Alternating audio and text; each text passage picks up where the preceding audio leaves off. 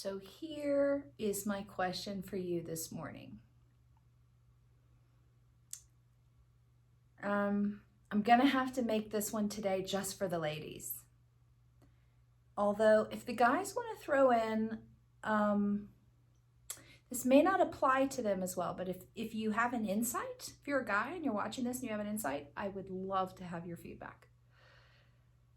The question for the ladies is, what did you learn about your value as a female from your mother's actions? Not what she said. What she said and what he said, if there was a he in your house, is a different topic, different day. Today is, what did you learn by watching? What did you learn by observation? How your mother treated herself, how she spoke maybe about herself, how she maybe spoke about other women, how she treated other women. So these are not direct messages to you or about you. It's how she carried herself, how she regarded herself, how she regarded other females, how she regarded her place in relationship to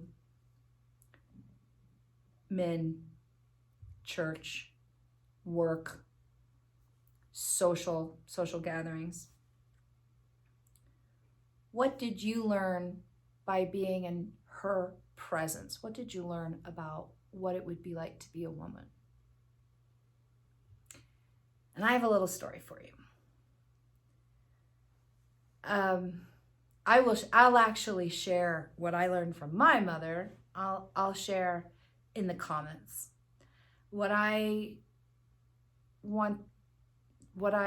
The story I want to share with you is about my grandmother's funeral and how I watched the women in my family, my mother, my auntie, my cousins. We all got together 2 days after she died to plan the funeral, to write the messages, to plan the little guide, the guide, memorial guide.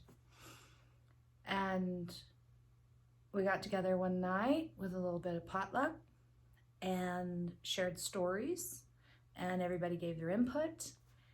And I found myself getting angrier and angrier and angrier because what I heard and what I witnessed were people praising the fact that my grandmother was selfless, that she was a saint, that she did everything for everybody else, that she thought of herself last, that she was a servant first. And I thought, this is one step away from slavery, and this is not okay. And in that moment, I realized I've been raised in this environment. I was raised to think that this is what was virtuous, that this is what it meant to be a woman, a good woman, a Christian woman, was to be silent, keep your opinions to yourself, serve others, serve the Lord, always put others before yourself, and be a kind and generous neighbor, even if you were bleeding from the gills. And I drove away that night while everyone was bemoaning and wailing that they would never live up to this example. I drove away that night so angry, thinking, what didn't she get to live? What did she want that she denied it herself? What goals or ambitions or dreams did she keep? Nobody even knew, because she kept them to herself. Maybe because they were so wiped out of her by the time she was a young woman and she had settled into this good girl facade. What was actually going on with her inside?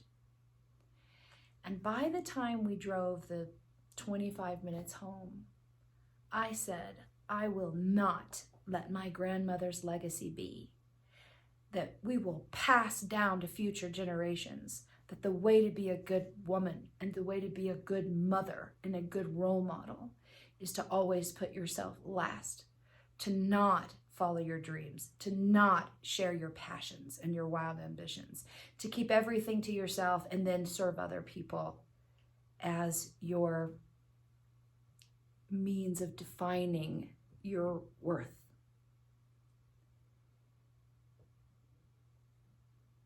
How about you? What was praised in your family?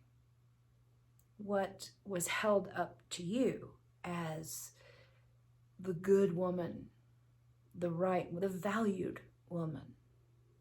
What were you going to have to look forward to if you believed what you saw through actions, through modeling what it is to be a good woman? I drove home that night and said, I don't buy it. I'm out.